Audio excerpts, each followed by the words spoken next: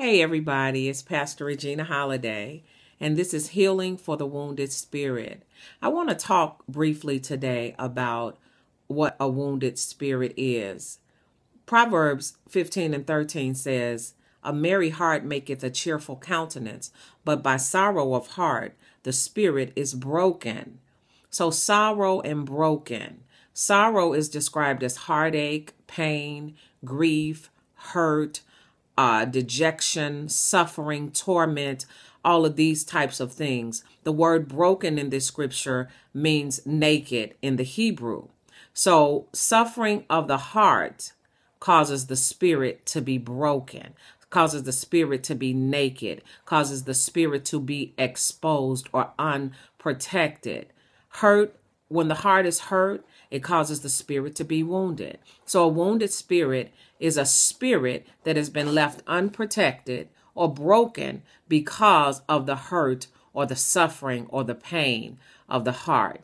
There are many, many people who are dealing with different issues today because they have a broken spirit or their spirit has been wounded. And there are a lot of different things that will cause a wounded spirit.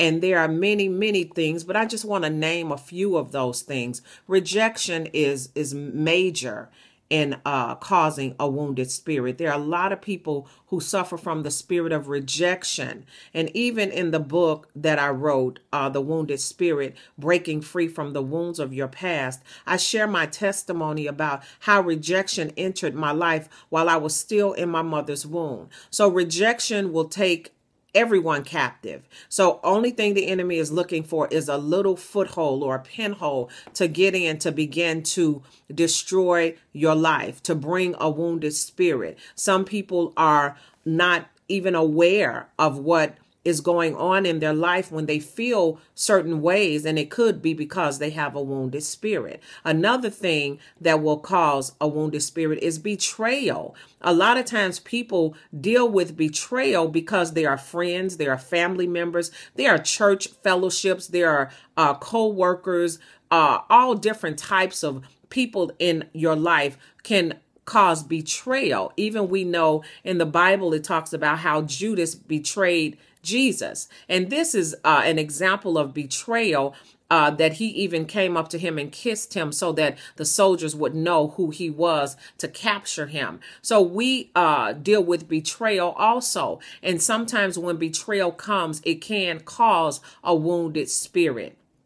Another thing that can cause a wounded spirit is being abandoned. There are many people who have been left by their parents. There are many people who have been left in relationships. There are many people who have been left in marriages. There are many people who's been left by leaders. There are many people who've gotten fired from their jobs. All of this is an extension of feelings that will bring feelings of abandonment. And this can also cause a wounded spirit. Another thing that will cause a wounded spirit is abuse. If you've been abused, physically abused, mentally abused, emotionally abused, sexually abused, these things can cause you to have a wounded spirit. So in our next segment, I want to talk a little bit more about how do we know if we have a wounded spirit? And I want to talk about some of the things that come to infect us, because one of the things that I learned was that if you have a wounded spirit,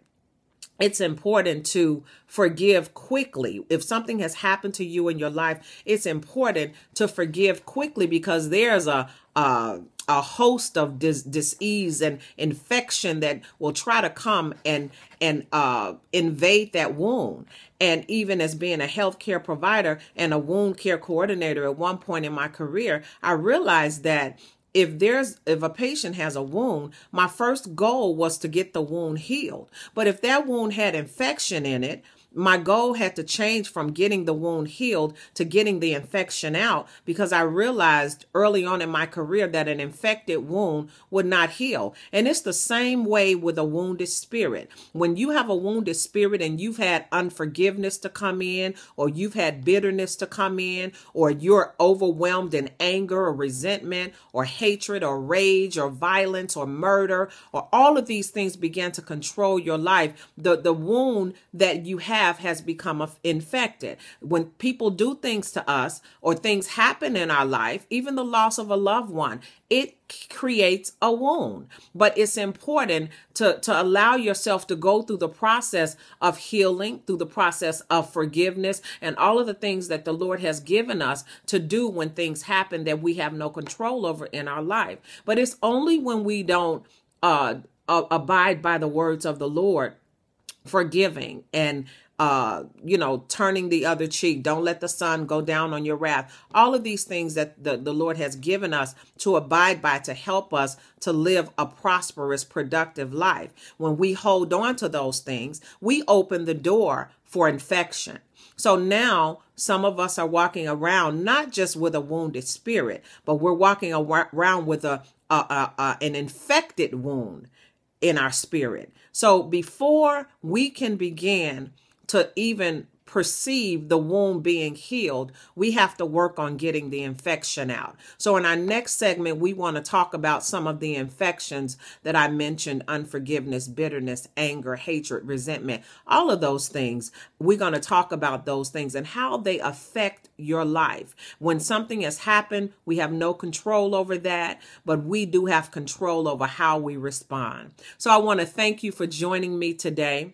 And I want to let you know that if you are interested in purchasing a copy of the book, Healing for the Wounded Spirit, you can go to www.healingforthewoundedspirit.org. And there are other products that you can purchase. And there's a free 1-ounce bottle of blessed oil that will be given to you with any purchase. These products are reasonable, and I believe that they will definitely change your life.